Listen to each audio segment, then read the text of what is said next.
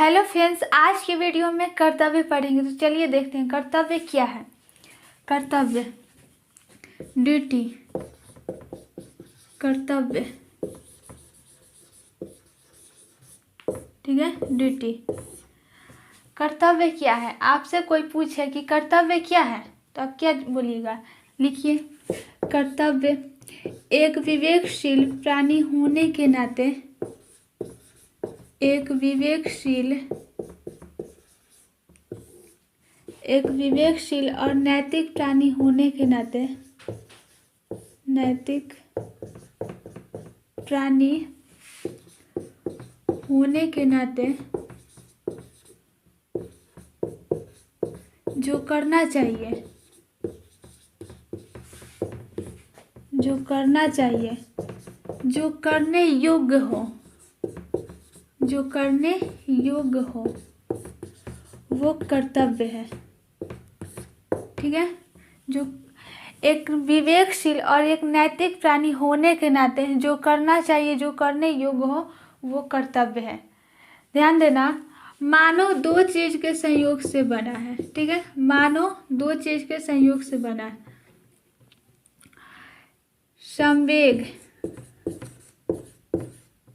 संवेग, इच्छा, भावना।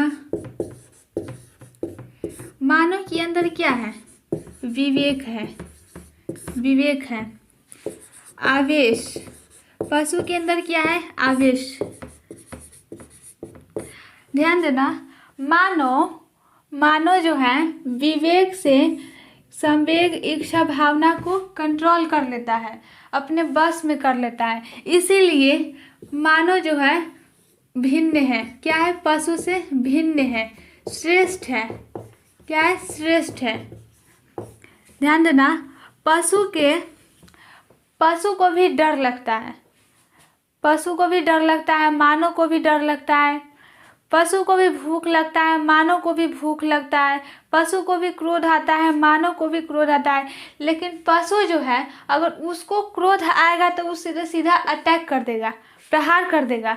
लेकिन अगर मानव को क्रोध आता है तो वो विवेक से अपनी ये सब को कंट्रोल कर लेता है, विवेक के कारण। लेकिन पशु को विवेक नहीं है, पशु को सीधा आवेश है। वो उसको अगर क्रोध आएगा या तो भाग जाएगा या फिर सीधा अटैक कर देगा। उसके पास विवेक नहीं है। इसीलिए मनुष्य जो है, मनुष्य के पास क्या है? विवेक है। इसीलिए मनुष्य भिन्न है और श्रेष्ठ है, पशु से भिन्न है। कहीं कहीं मिला हुआ है पशु से भी। पशु को भी भूख लगता है, मानव को भी भूख लगता है। पशु को भी क्रोध आता है, मानव को भी क्रोध आता है। पशु को भी डर लगता है, मानव को भी डर लगता है। लेकिन कई क्षेत्रों में मनुष्य विवेक के ही कारण सब चीज को कंट्रोल कर लेता है। इसलिए क्या है? मानव भिन्न है, पशु से भिन्न है। क्लियर? ध्यान देना, पद और स्थिति। आप जिस पद पर हो तो आपका कर्तव्य क्या है?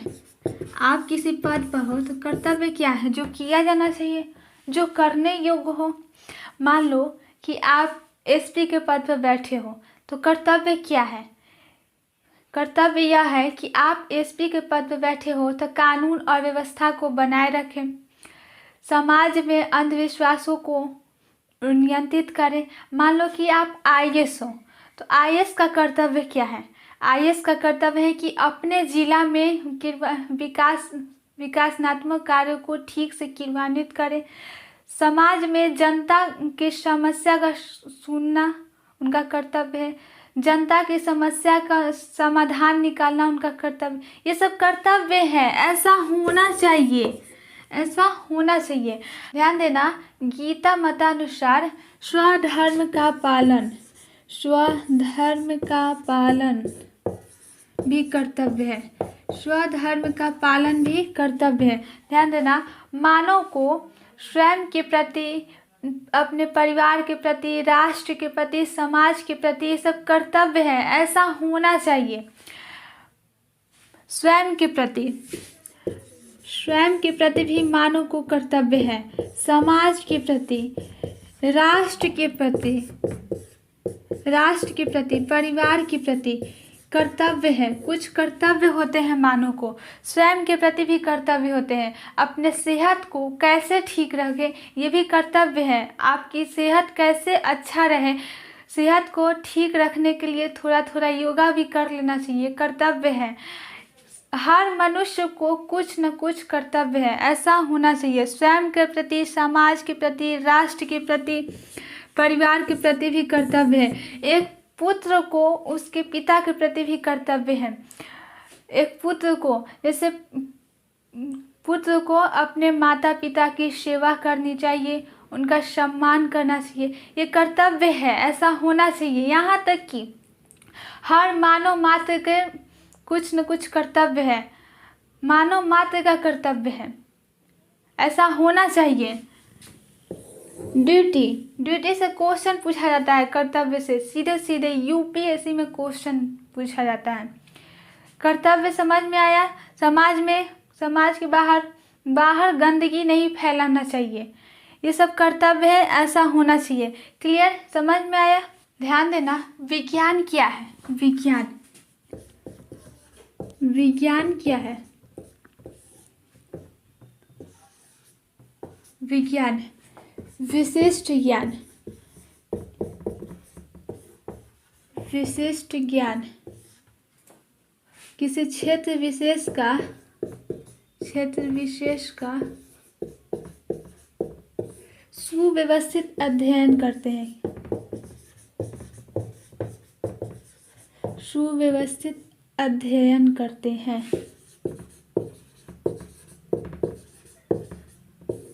सुव्यवस्थित अध्ययन, सुव्यवस्थित अध्ययन का मतलब क्या हुआ?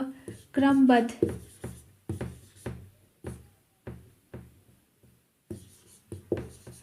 क्रमबद्ध निरीक्षण,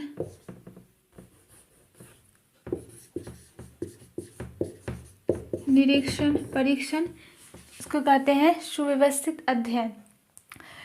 तो ये क्षेत्र में रसायन विज्ञान, रसायन भी क्या है? रसायन शास्त्र, रसायन विज्ञान भी है, जीव विज्ञान, भौतिक विज्ञान, क्या है? ये सब क्षेत्र है, विज्ञान है। जीव विज्ञान, रसायन विज्ञान क्षेत्र है। तो नीति शास्त्र भी क्षेत्र है, नीति शास्त्र भी एक विज्ञान है, नीति शास्त्र भी एक क्षेत्र है। कौन सा क्षेत्र है? नीति शास्त्र।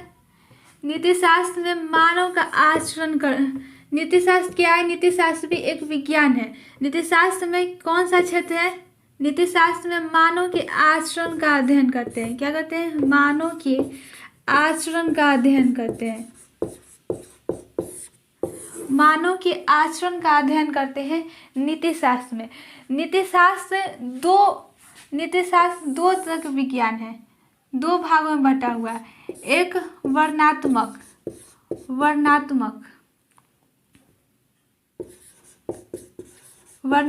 विज्ञान है और दूसरा नियामकीय विज्ञान है। या इसे आदर्श मूलक भी कह सकते हैं, आदर्श मूलक विज्ञान है। तो ध्यान देना, वर्णनात्मक डिस्क्रिप्टिव साइंस और ये नॉर्मेटिव साइंस। तो वर्णनात्मक विज्ञान में क्या करते हैं? वर्णनात्मक विज्ञान में जैव का तैव अध्ययन करते हैं। क्या करते हैं? जैव का तैव अध्ययन।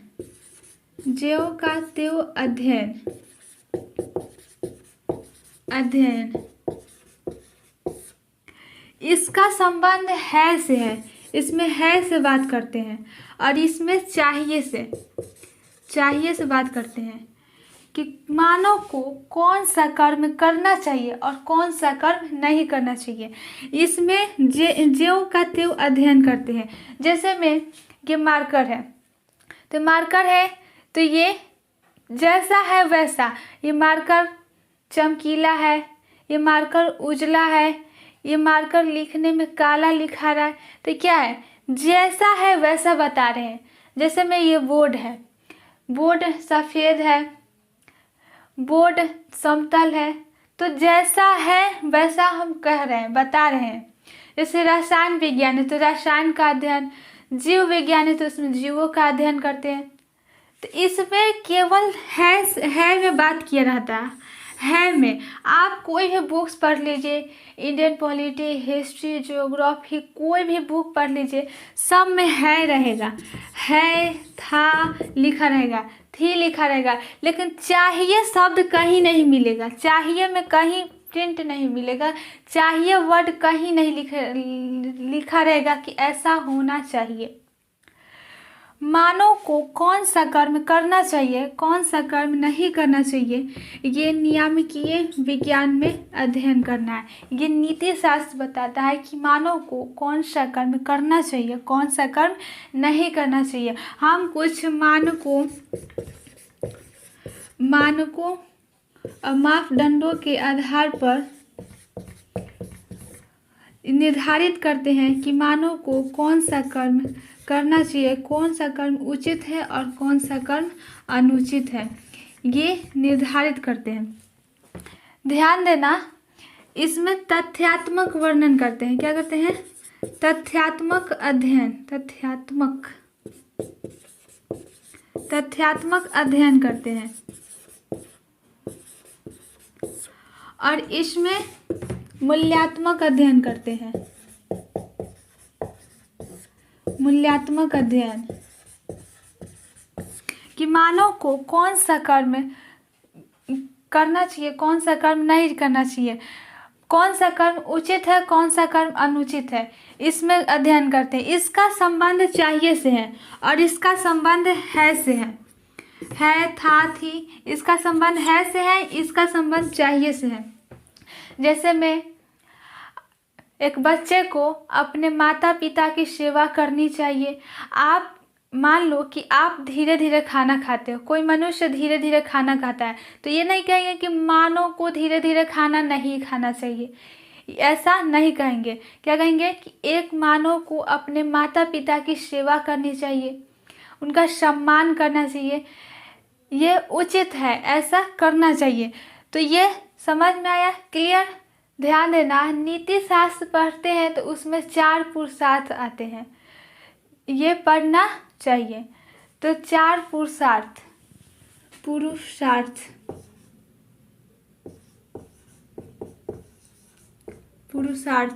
या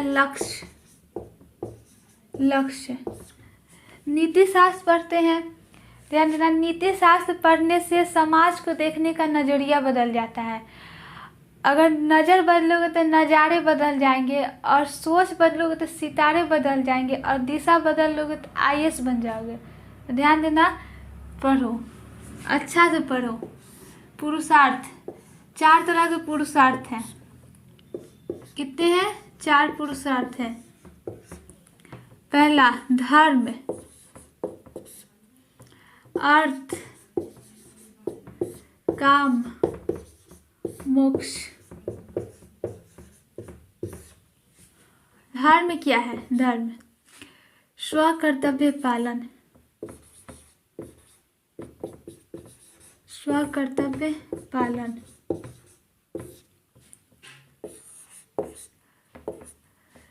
नैतिकता, सदाचार,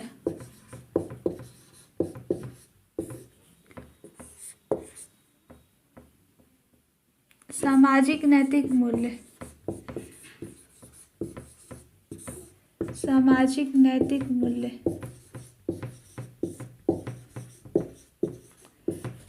धर्म स्वकर्तव्य पालन होना चाहिए, नैतिकता होना चाहिए, सदाचार।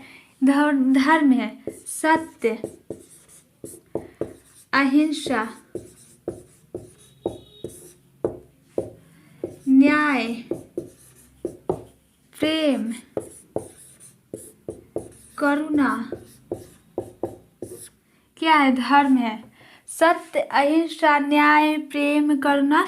क्या है? सब धर्म है। प्राचीन भारतीय परंपरा में, प्राचीन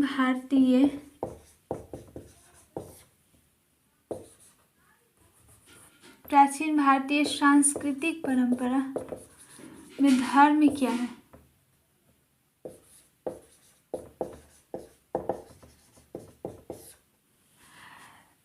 राजनीति, राजनीति कैसा होना चाहिए? आपसे कोई पूछे कि राजनीति कैसा होना चाहिए, धर्म से युक्त होना चाहिए कि अलग होना चाहिए? राजनीति धर्म से युक्त होना चाहिए कि अलग होना चाहिए? कहेंगे कि राजनीति धर्म से युक्त होना चाहिए। राजनीति धर्म के साथ करना चाहिए। अगर राजनीति में धर्म नहीं है तो वो अच्छा राजनीति नहीं है। राजनीति धर्म से युक्त होना चाहिए। राजनीति में सत्य होना चाहिए, अहिंसा होना चाहिए, न्याय होना चाहिए, प्रेम होना चाहिए, करुणा होना चाहिए, दया होनी चाहिए, तो राजनीतिक अच्छा है। अहिंसा, अहिंसा परमो धर्म। गांधी जी कहते हैं कि अहिंसा परम धर्म है, अहिंसा परम धर्म है, इससे बड़ा कोई धर्म नहीं है। तो राजनीति, राजनीति धर्म से युक्त होना चाहिए। क्या होना चाहिए? युक्त होना चाहिए। धर्म से युक्त होकर अगर राजनीति करेंगे तो वो राजनीति सही है, वो सही है, ऐसा होना चाहिए। धर्म राजनीति से युक्त होना चाहिए, अलग नहीं होनी चाहिए। धर्म राजनीति से युक्त होनी चाहिए। पंथ निरपेक्षता, पंथ निरपेक्षता, इसको धर्म निरपेक्षता नहीं कहेंगे, सेकुलरिज्म। धर्म निरपेक्षता नहीं बोलेंगे, धर्म को रिलीजन, धर्म को सब धर्म निरपेक्षता कर देता है, लेकिन ये इसको पंथ निरपेक्षता से नहीं जुड़े। पंथ निरपेक्षता में आ जाता है इस्लाम, इस्लाम धर्म, इस्लाम आ जाता है और वगैरह वगैरह। लेकिन धर्म राजनीति से युक्त होना चाहिए। धर्म को धर्म निरपेक्षता नहीं के, बोलचाल की भाषा में धर्म निरपेक्षता से जोड़ देते हैं, लेकिन धर्म निरपेक्षता नहीं कहेंगे। धर्म क्या है? धर्म इसे कहते हैं। मैं सिलेबस दिखाना चाहती हूँ कि सिलेबस में धर्म क्या है। आप देखिए स्क्रीन पर कि धर्म मूल्य विकसित करने में परिवार, समाज और शैक्षणिक संस्थानों की भूमिका। तो मूल्य क्या है? धर्म से जुड़ा हुआ है। मूल्य क्या है? धर्म से जुड़ा हुआ है मूल्य। तो मूल्य, अगर राजनीति करना है तो धर्म, इससे आप कहीं भी देख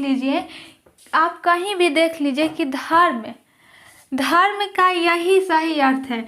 न्याय होना चाहिए, न्याय, दया, करुणा, प्रेम, सत्य, क्या है? नैतिकता होना चाहिए, नैतिकता, सदाचार, स्व कर्तव्य पालन। इससे अच्छा कोई धर्म नहीं है। धर्म का सही अर्थ यही है। क्लियर? ध्यान देना। अर्थ का संबंध किससे है? धन संपदा से। क्या है? धन संपदा से है, धन संपदा। और काम का संबंध शारीरिक सुख, शारीरिक सुख। ध्यान देना, धन को कैसे कमा सकते हैं? समाज में आजकल भ्रष्टाचार बढ़ रहा है। क्यों बढ़ रहा है भ्रष्टाचार? भ्रष्टाचार आजकल समाज में बहुत बढ़ रहा है। भ्रष्टाचार इसलिए बढ़ रहा है, कई लोग होंगे वो अनैतिक तरीके से धन कमाएंगे, झूठ बोलेंगे, चोरी करेंगे, डकैती करेंगे, तो वो ईमानदारी नहीं, उनके पास ईमानदारी नहीं है, झूठ बोलेंगे, अनैतिक तरीका से वो धन कमाएंगे और धन कमा कर शारीरिक सुख भोगेंगे। तो ये क्या है? ये उचित नहीं है, ऐसा नहीं करना चाहिए। अनैतिक तरीका से धन कमाएंगे तो भ्रष्टाचार समाज में बढ़ेगा ही बढ़ेगा। धर्म के राह पर भी चलकर तो धन कमाया जा सकता है। सही रास्ता पर चलकर भी तो धन कमा सकते हैं। चोरी करने पर ही धन कमा सकते हैं, सही तरीका से धन कमा सकते हैं, तब अगर वो शारीरिक सुख भोगे तो अच्छा है। गृहस्थ जीवन धन के बिना नहीं चलेगा। अच्छा से गृहस्थ जीवन चलाने के लिए धन चाहिए, लेकिन धर्म के राह पर भी तो चलकर धन कमा सकते हैं, अच्छा जीवन व्यतीत कर सकते हैं। नैतिक, सत्य, अहिंसा, न्याय, करुणा, प्रेम, दया, ये सब होनी चाहिए। अगर इसके राह पर, धर्म के राह पर अगर चलकर धन कमाएंगे, धन अर्जित करेंगे और शारीरिक सुख व्यय करेंगे उसमें, तो अच्छा जीवन व्यतीत कर सकते हैं, गृहस्थ जीवन अच्छा चलेगा। ध्यान देना, आप आईएएस हो, आईएएस अधिकारी, प्रशासनिक अधिकारी को सब सुख मिलता है, फिर भी उसको गलत रास्ते पर वो चल जाता है, तो कभी कभी ग्रिप में आ जाता है कंपनियों के, तो फिर उसका अच्छा से इलाज होता है। तो सब चीज़ का व्यवस्था है। तो धर्म के राह पर चलकर हम अच्छा काम कर सकते हैं, जीवन अच्छा व्यतीत कर सकते हैं, शारीरिक सुख भी पा सकते हैं। तो धर्म के राह पर नीति शास्त्र में बताती है कि धन कमाओ, लेकिन सही धर्म के साथ कमाओ, धर्म नहीं छूटना चाहिए। सत्य के राह पर चलकर धन कमाकर अच्छा जीवन व्यतीत कर सकते हैं। ध्यान देना, बच्चे को सबसे पहले बच्चे को संस्कार देना चाहिए, बचपन में ही संस्कार देना चाहिए, ताकि वो धर्म के राह पर चले, अधर्म का मार्ग न पकड़े। धर्म के मार्ग पर चलेगा तो उसका जीवन अच्छा व्यतीत होगा, अच्छा धन कमाएगा। धर्म के राह पर ही चलकर धन कमाया जा सकता है। झूठ बोलना, डकैती करना, ईमानदारी नहीं हो तो वो धन सही नहीं है। तो बचपन में बच्चे को संस्कार देना चाहिए, बचपन में ही दे देना चाहिए संस्कार, ताकि वो सबका सम्मान करे, वो सही धर्म के राह पर चलकर धन कमाए और शारीरिक सुख व्यतीत करे, अपना जीवन व्यतीत करे। तो ध्यान देना, अगर धर्म के मार्ग पर चलकर धन कमाओगे तो अच्छा शारीरिक गृहस्थ जीवन व्यतीत होगा। तो इसका क्या है संबंध? शारीरिक और मानसिक शांति मिलेगा, मानसिक शांति मिलेगा अगर धर्म के मार्ग पर चलिएगा तो। और मोक्ष का संबंध क्या है? चरम लक्ष्य। अगर मोक्ष मिल जाएगा, अगर चरम लक्ष्य पे पहुंच जाइएगा तो मोक्ष मिल जाएगा। अब मोक्ष मिलेगा, चरम लक्ष्य पे पहुंचेगा तो दुख खत्म हो जाएगा, दुख खत्म तो आनंद ही आनंद है, जीवन में आनंद ही आनंद है, सारे दुख खत्म, आनंद ही आनंद है। मोक्ष मानसिक आध्यात्मिक शांति, मानसिक आध्यात्मिक शांति मिलेगा। आप कभी कभी देखते होंगे कि बहुत पैसा है, सब चीज़ है, लेकिन फिर भी कोई लोग सुसाइड कर लेते हैं। क्यों सुसाइड करते हैं? सुसाइड करने का कारण क्या है? आप देखिए बॉलीवुड हॉलीवुड में हीरो हीरोइन झूमते हुए स्टेज पर आते हैं, लेकिन वो सुसाइड कर लेते हैं। क्यों सुसाइड करते हैं? कि उनके पास मानसिक शांति नहीं है, उनके पास सब चीज़ है लेकिन फिर भी वो सुसाइड कर लेते हैं, मानसिक शांति नहीं है, इसीलिए वो सुसाइड कर लेते हैं। क्लियर? इतना समझ में आया? ध्यान देना, इथिक्स में, नीति शास्त्र में राज्य भी पढ़ना है। तो राज्य क्या है?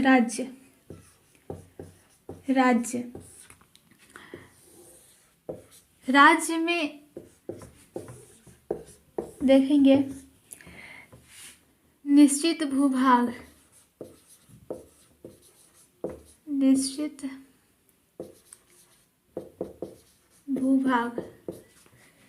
जनसंख्या, सरकार, संप्रभुता। संप्रभुता का मतलब क्या है? संप्रभुता क्या है? आंतरिक मामलों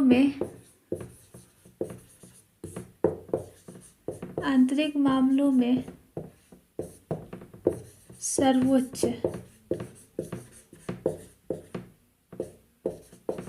और बाह्य मामलों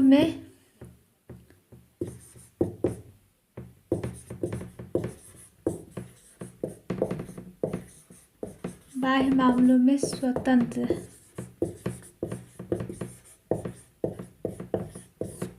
ध्यान देना, इराक जो है बाह्य मामलों में स्वतंत्र नहीं है। तो सरकार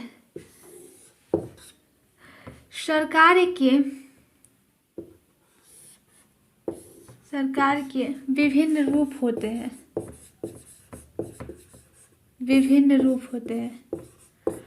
और सरकार के 3 अंग होते हैं। कितने अंग होते हैं? 3 अंग। सरकार के 3 अंग होते हैं, सरकार के विभिन्न रूप होते हैं।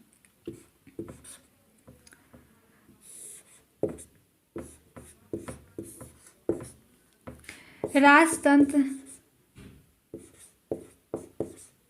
धर्मतंत्र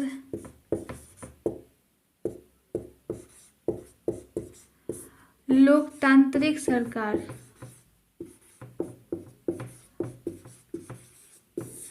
लोकतांत्रिक सरकार, ठीक है। तो राजतंत्र, राजतंत्र नेपाल और भूटान में राजतंत्र है। धर्मतंत्र, धर्म इन पर भी चलकर शासन किया जा सकता है। धर्मतंत्र, लोकतांत्रिक, लोकतांत्रिक शासन। अब्राहम लिंकन ने बताया था कि जनता के लिए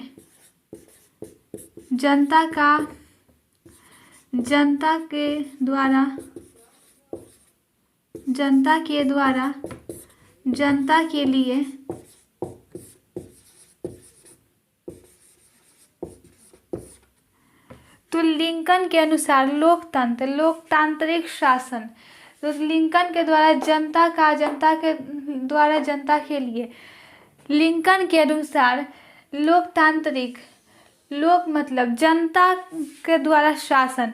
आप कितना भी देखिएगा, जो प्रधानमंत्री होगा, जितना भी होगा, वो एक दिन आता है जनता के पास वोट मांगने, हाथ जोड़कर बोलता है कि मुझे वोट दीजिए और मुझे जिताइए, हम आपके लिए काम करेंगे। तो जनता ही इसमें किसी को सांसद और विधायक बनाता है, विधायक और सांसद जनता बनाता है। तो जनता ही सर्वोच्च है, जनता क्या है, सर्वोच्च है। जितना भी होगा, विधायक सांसद जितना भी होगा, एक दिन जनता के पास आता है।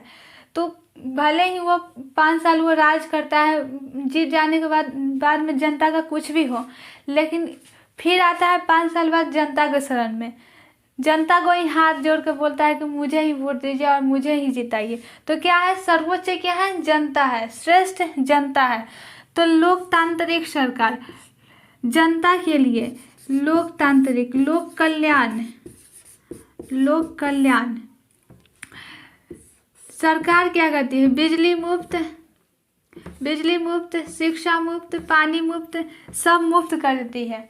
तो ये क्या है, लोक कल्याण हो गया। जन कल्याण भी कह सकते हैं, जन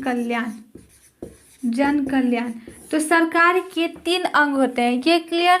सरकार के 3 अंग होते हैं। एक फ्रेश पेज पर लिखिए, सरकार के अंग, सरकार के अंग।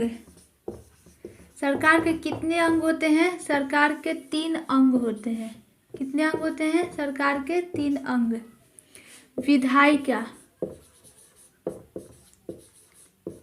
विधायिका, कार्यपालिका और न्यायपालिका।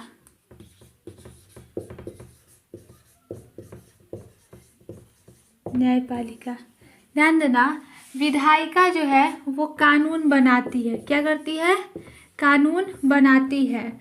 और कार्यपालिका जो है उसे क्रियान्वित करती है, क्या करती है, क्रियान्वित करती है, लागू करती है उसे। और ये न्यायपालिका जो है विवादास्पद संस्था है, विवाद निवारण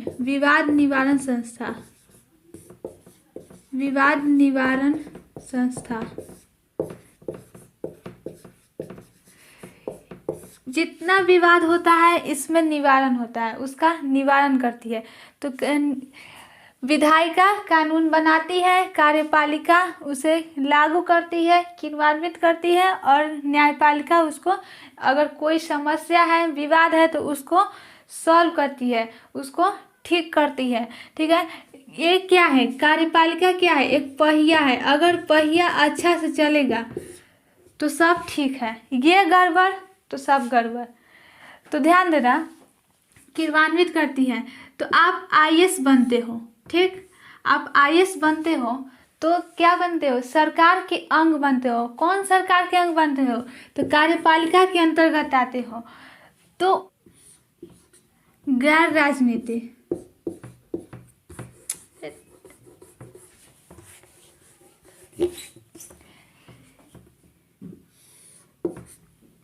राजनीति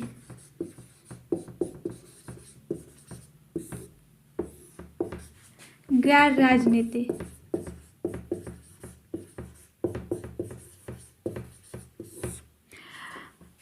ये इसके राजनीति इसके अंतर्गत आता है। ये क्या है? अस्थाई है। ये क्या है? अस्थाई है। और ये गैर राजनीति अस्थाई है। क्या है? अस्थाई है। राजनीति में आता है मुख्यमंत्री, उप मुख्यमंत्री, प्रधानमंत्री। ये सब क्या है? अस्थाई है। 5 साल बाद इसको फिर जनता के शरण में जाना है, फिर चुनाव होगा, फिर तब आके फिर इसका प्रधानमंत्री बनेगा या राष्ट्रपति। तो इसके अंतर्गत आता है प्रधानमंत्री, उप मुख्यमंत्री, मुख्यमंत्री, राष्ट्रपति, ये सब आता है। लेकिन ये क्या है? इसमें आता है आप अधिकारी बनते हैं, कोई अधिकारी बनते हैं, प्रशासनिक अधिकारी बनते हैं, तो ये क्या है? ये गैर राजनीति है। इसमें क्या है? कार्यपालिका के अंतर्गत आता है। तो ये क्या है? अस्थाई है। ये अस्थाई है। ये कभी अगर आप एक बार आईएएस बन जाते हैं या आप आईपीएस बन जाते हैं तो सीधे 60-62 साल तक रहते हैं, बने रहते हैं, आपको कोई नहीं हटा सकता है। लेकिन अगर इसमें आते हैं, राजनीति में आते हैं, तो आपको 5 साल बाद फिर हटना है। अगर फिर जाना है जनता के पास, और जनता आपको फिर चुनाव करेगी तब फिर आना है। तो ये क्या है? अस्थाई। ये क्या है? अस्थाई है। आप अधिकारी बनते हैं, आईएएस बनते हैं, तो क्या बनते हैं? गैर राजनीति तरीके से आपको राजनीति करना पड़ेगा, क्रियान्वित करना पड़ेगा कोई भी कानून को। तो इसमें क्या है? गैर राजनीतिक तरीके से आपको शासन करना है, राजनीति करना। ध्यान देना, अधिकारी में क्या होना चाहिए? अधिकारी 2 तरीके से शासन करना। एक, अधिकारी में गैर तरफदारी होनी चाहिए। गैर तरफदारी से आप राजनीति कर सकते हैं। और निष्पक्षता होनी चाहिए। एक अधिकारी में निष्पक्षता होनी चाहिए, गैर तरफदारी होनी चाहिए। किसी दल या नेता के साथ राजनीति नहीं करना चाहिए। किसी दल और नेता से युक्त होकर आप किसी दल या नेता से युक्त होकर आप राजनीति नहीं कर सकते हैं। किसी पक्ष विपक्ष में आप नहीं राजनीति कर सकते हैं। पक्ष विपक्ष में निष्पक्षता, एक अधिकारी में निष्पक्षता होनी चाहिए। किसी के साथ भेदभाव रहितता नहीं होनी चाहिए। आप अपने सिलेबस में देख सकते हैं भेदभाव रहितता। एक अधिकारी में किसी जाति, धर्म, लिंग, क्षेत्र, किसी जाति, धर्म, लिंग, क्षेत्र, समाज, संपत्ति, किसी के साथ आप भेदभाव नहीं कर सकते हैं। आप अपने सिलेबस में देख लीजिए, मैं सिलेबस दिखाना चाहती हूँ। आप देखिए, स्क्रीन पर देखिए, आप अपने सिलेबस में देख लीजिए कि एक अधिकारी में भेदभाव रहितता होनी चाहिए, निष्पक्षता होनी चाहिए। भेदभाव रहितता मतलब कि आप किसी अपने जाति के हैं तो उसे आप प्राथमिकता नहीं दे सकते हैं, उसको आप प्राथमिकता नहीं दे सकते हैं। धर्म के आधार पर आप भेदभाव नहीं कर सकते हैं, जाति के आधार पर भेदभाव नहीं कर सकते हैं, लिंग के आधार पर भेदभाव नहीं कर, क्षेत्र के स्थान पर भेदभाव नहीं कर सकते, संपत्ति के साथ आप भेदभाव नहीं कर सकते। तो किसी के भी साथ भेदभाव नहीं करने। एक प्रशासनिक अधिकारी में ये सब होने चाहिए। अगर आप अपने सिलेबस को याद कर लेते हैं तो उसी से आप 10 नंबर निपटा सकते हैं, उसी से आप कितना लिख सकते हैं। तो अपने सिलेबस को आप अच्छे से याद कर लीजिए। तो ये समझ में आया। आई होप कि आपको अच्छा से समझ में आ गया होगा। अगर अभी भी आपको किसी प्रकार कोई भी डाउट है तो आप नीचे कमेंट बॉक्स में आप अपना डाउट पूछ सकते हैं। अभी तो पूरा नहीं पढ़े, ये बस मकान को बनाने के लिए नींव डालना। अगर नींव अच्छा से डाला गया तो मकान ऊपर आराम से बन जाता है, लेकिन अगर नींव डालने में ही अगर कंपन हो रही है तो आगे फिर मकान टूट जाएगा। तो आगे अगले वीडियो में पढ़ेंगे नीति शास्त्र का सार तत्व पढ़ेंगे। ठीक है।